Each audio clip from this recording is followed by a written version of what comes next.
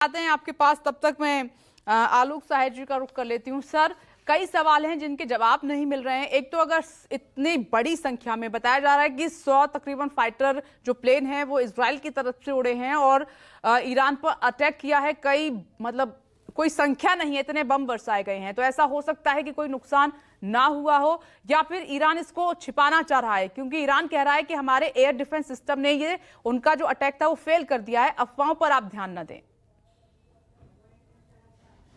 देखिए, ये जो जैसे कि सूचना आ रही है कि 100 से ज्यादा फाइटर्स इन्वॉल्व थे इस अटैक में, तो मेरे मन में 3-4 बड़े अजीब प्रश्न हैं कि 100 से ज्यादा फाइटर्स ने अटैक किया, वहां पे एक भी फाइटर्स डाउन नहीं किया गया, मारा नहीं गया।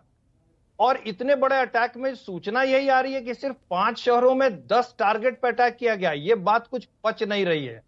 या तो या तो अभी डैमेज असेसमेंट पूरी तरह से नहीं हो पाया है, इसकी हो सकता है बाद में और खबरें आए। ये तो एक सबसे सरप्राइजिंग चीज लग रहा है। दूसरी सबसे अनोखी बात इस अटैक में है, जो वॉर का जो डॉक्ट्रिन होता है उसके लिए सबसे इंपॉर्टेंट चीज होता है एलिमेंट ऑफ सरप्राइज। इस अटैक में एलिमेंट ऑफ सरप्राइज ही नहीं था जी।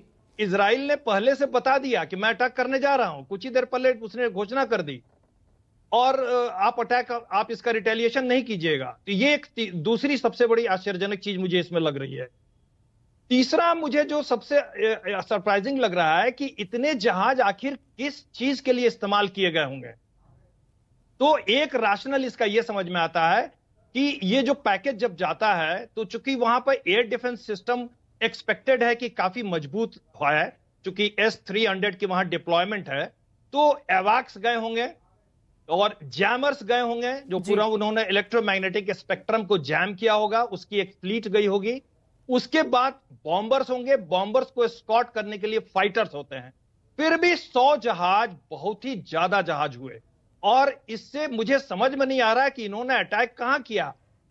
तीसरी सबसे महत्वपूर्ण बात जो और मुझे लग रही है कि ये वॉर डॉक्ट्रिन के बिल्कुल अलग है, कि ये जो स्ट्राइक है ये इंपॉर्टेंट, जो मोस्ट इंपॉर्टेंट इंस्टॉलेशन है ईरान के, उसके ऊपर नहीं हुआ है।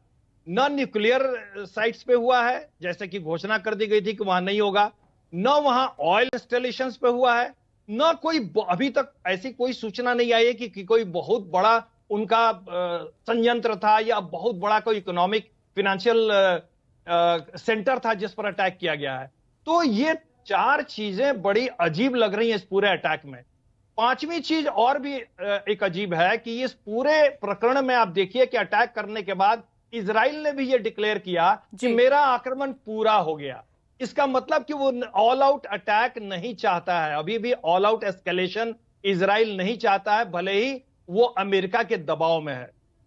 दूसरी एक और बात समझ में आ रही है यहां पर कि इस तरह से लिमिटेड अटैक हुए हैं और इंपॉर्टेंट जगह पर अटैक नहीं हुए हैं, इससे यह पता चल रहा है कि फेस सेविंग एक मेजर के तहत इजराइल को एक विंडो दिया गया कि चलिए आप भी थोड़ा अटैक कर लीजिए, और ईरान को धमकाया जा रहा है कि आप इसका रिटेलिएशन न करें। लेकिन इससे एक और बात पता चल रही है कि जो बैकडोर डिप्लोमेसी है, इजिप्ट और कतर के सहारे जो अमेरिका एक पीस एस्टेब्लिश करने की कोशिश कर रहा है, वो लगता है बैकडोर डिप्लोमेसी काफी तेजी से अभी भी सक्रिय है, और इसीलिए अमेरिका का पूरा दबाव है कि यह लड़ाई जो है ये आउट ऑफ कंट्रोल ना हो जाए और फुल स्केल इसका एस्केलेशन ना हो। जी हाँ।